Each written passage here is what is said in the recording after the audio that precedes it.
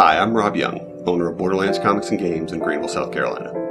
We've got a big announcement coming up, but to kind of put it in perspective, we wanted to talk about the history of Borderlands, which actually used to be Heroes, and my history of owning the store to kind of put it in perspective. So in 1984, this store was opened as Heroes Aren't Hard to Find, so 29 years ago. In 1991, I came to work here at Heroes. I moved here from Winston-Salem, North Carolina, and came here to run the store. I'd never actually been to Greenville. One of the best things that ever happened to me, my family's from here, all my friends are from that store. What's wrong about moving to the home of Shoeless Joe?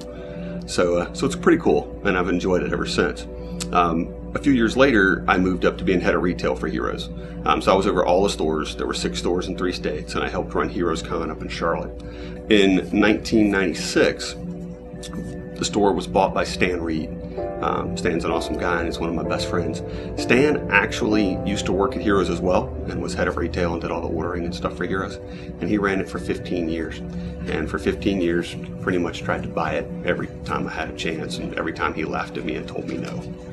However, in 2010, we went out to dinner one night, and Stan bought dinner and wrote the price that he wanted for the shop on the back of a receipt and slid it over to me and told me to think about it. And that might have been, short of getting married or having my kids, the most exciting day of my adult life. I'd wanted this for over 20 years.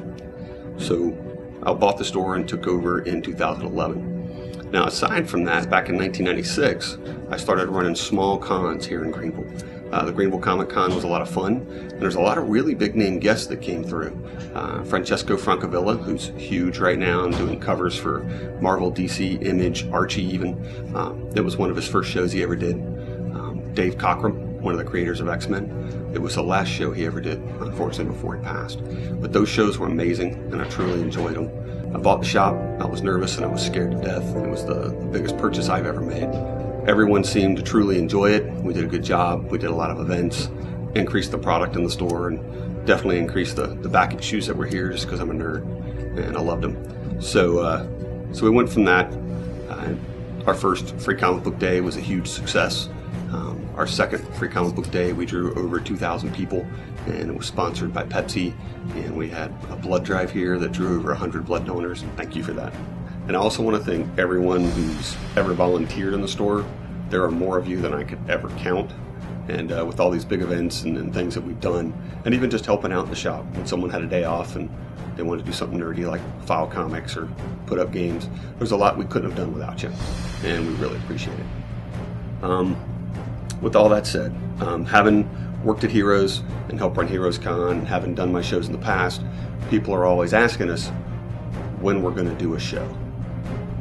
And I can actually tell you that now. We're going to do the show May 17th and 18th at TD Convention Center here in Greenville. It's a massive room. We're going to be able to do anything we can think of. We're going to have artists there. We're going to have celebrity guests there. We're going to have gaming ranging from Magic cards to Warhammer to Privateer Press, even open board gaming for the family if you want to bring the kids up and play some games.